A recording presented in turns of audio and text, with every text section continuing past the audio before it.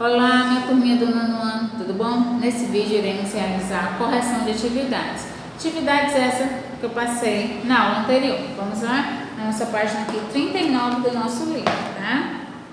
Primeira questão. A Europa passou por grandes números de reconfigurações territoriais em virtude das disputas seculares entre os povos do continente. No mapa a seguir, elaborado em 2014, estão assinaladas para cada país europeu o nome da última potência estrangeira a desocupar aquele espaço nacional e o ano em que ocorreu, né? Então tem todo aqui, certo? A desocupação estrangeira na Europa Oriental após a Segunda Guerra Mundial está associada ao seguinte contexto geopolítico: ao fim da Guerra Fria, letra A de avião. Vamos aqui à nossa segunda opção, certo? Em 1991 ocorreu um dos mais significativos fatos da história recente, a extinção da União Soviética. Sobre esse fato histórico é correto afirmar que o estadista Mikhail Gorbachev, em 1985, assumiu o controle do Partido Comunista Soviético com ideias inovadoras.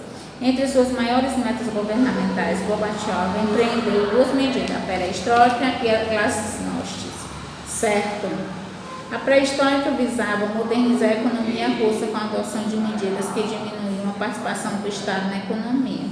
A glasnost, transparência, estabelecia alguma liberdade política e direitos individuais, verdadeiro. A implantação dessas medidas trouxe uma série de consequências, como a declaração da independência de países que compunham a antiga União Soviética, tais como a Letônia, Estônia e Lituânia, certíssimo? Letra E de elefante. Vamos aqui à nossa página 40. Existe aqui um texto, né? Em 9 de novembro é derrubado o Muro de Berlim. A partir do texto, pode-se afirmar que a queda do Muro de Berlim em 1989 indica a falência do modelo socialista soviético em entender as demandas da população quanto à liberdade individual e ao consumo de bens e serviços. Lembrem-se que quando foi findando ali a União Soviética, né, os soviéticos já estavam em penúria, né, não tinham acesso a algumas necessidades básicas. Coisas eram contrabandeadas e não eram coisas assim, diamantes, não, eram itens de necessidade básica. Vamos aqui à nossa quarta questão. A queda do Muro de Berlim em 1989 significou simbolicamente a alteração nas relações políticas e ideológicas entre Estados Unidos e União Soviética, letra B de bola. Eu pulei para a quinta questão, vou agora fazer a quarta questão, certo? Sobre a importância e o significado políticos da queda do Muro de Berlim, novembro de 1989, assinale a alternativa correta. A queda do Muro de Berlim deu início ao processo de reunificação da Alemanha, letra D de dado. Sobre a queda do Muro de Berlim, no dia 9 de novembro de 1989, é correto afirmar que constituiu-se um dos marcos final da Guerra Fria, política que dominou as relações internacionais após a Segunda Guerra Mundial, letra D de dado. Vamos aqui à sétima questão, certo? No outono de 1989, a expressão Revolução de Veludo foi cunhada para descrever uma mudança de regime pacífica, teatral e negociada em um pequeno país da Europa Central que não existe mais. O texto refere-se ao processo histórico representado pelo desmembramento do bloco de repúblicas socialistas na Europa, concomitante ao início da crise que conduziu ao fim da União Soviética, letra B de bola. Vamos aqui na oitava questão. Sobre o fim dos regimes socialistas no leste europeu, ocorrido no final do século XX, assinale V para verdadeiro e F para falso. As duas Alemanhas reunificaram-se em 90 após o marco simbólico da queda do Muro de Berlim em 1989, verdadeiro. Em 93, a antiga Tchecoslováquia dividiu-se em duas repúblicas independentes, República Tcheca e Eslováquia. Verdadeiro. No caso polonês, a participação decisiva para a crise do socialismo teve o sindicato Solidariedade, sob a liderança de Lech Walesa, que mais tarde terminou sendo eleito presidente do país. Verdadeiro. Na Romênia, o ditador Nicolae Ceausescu terminou sendo fuzilado juntamente à esposa na noite de Natal em 1989. Verdadeiro.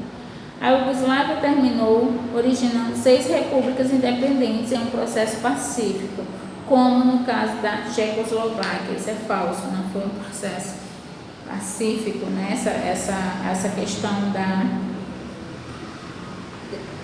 só originar, né, novas nações, certo? Vamos aqui na nona questão. Leia e analise os itens relacionados à repercussão do período de extensão da Guerra Fria. Criação da Polônia, do Solidariedade, primeiro sindicato livre do mundo socialista. Verdadeiro. Primavera de Praga, que foi sufocada pela invasão das tropas do Pacto de Varsóvia. Não. Queda do Muro de Berlim, acontecimento emblemático da reunificação alemã. Verdadeiro. Revolução de Veludo Tcheca, que significou o fim do monopólio do Partido Comunista. Então, aí, letra B de bola. Certo, meus queridos? Vamos aqui ao nosso AS, que ficou aqui na página 87, a partir da 8ª questão. A partir de 1998, intensificando-se na década de 90, diversas regiões do leste europeu foram marcadas por conflitos nacionalistas. Em decorrência desse processo, a Iugoslávia passou por uma guerra civil em 1991, que resultou na criação da Croácia e da Eslovênia. A Bósnia-Herzegovina, por sua vez, foi cenário de uma guerra iniciada em 1992 e terminada em 1995. A conjuntura de todos esses conflitos se refere ao desmembramento da União Soviética, que impulsionou o processo de emancipação de várias nações do leste europeu. Letra D. Existe aqui um texto, né? Ao ler esse texto para resolver a nona questão. Rússia restringe ainda mais o trabalho da imprensa, né? Essa questão de restringir o trabalho dos profissionais de comunicação. O presidente da Rússia, Vladimir Putin, está no poder desde 2012, tendo sido reeleito em 2018. Apesar disso, há muitos protestos e críticas no seu governo, sendo que um deles se refere à falta de liberdade de imprensa imposta pelo Estado. Assinale a alternativa correta no que se refere a essa ação governamental.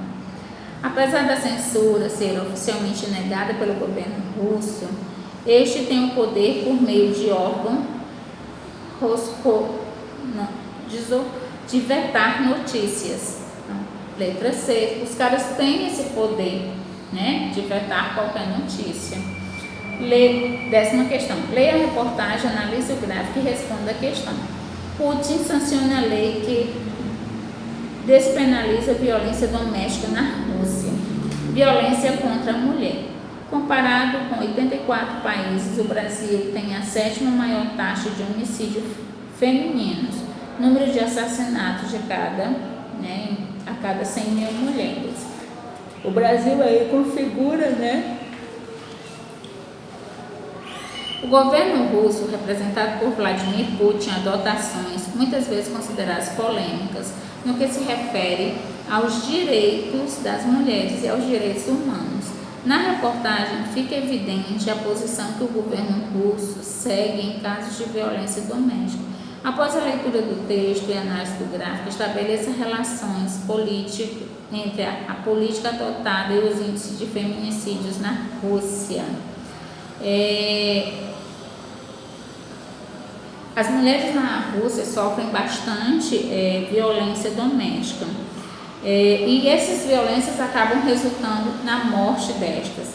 Certo? O governo russo adotou uma posição de não se intrometer nas relações familiares. Tal política legitima, né, ela acaba legitimando a violência contra as mulheres e os números de mortes violentas tendem a aumentar.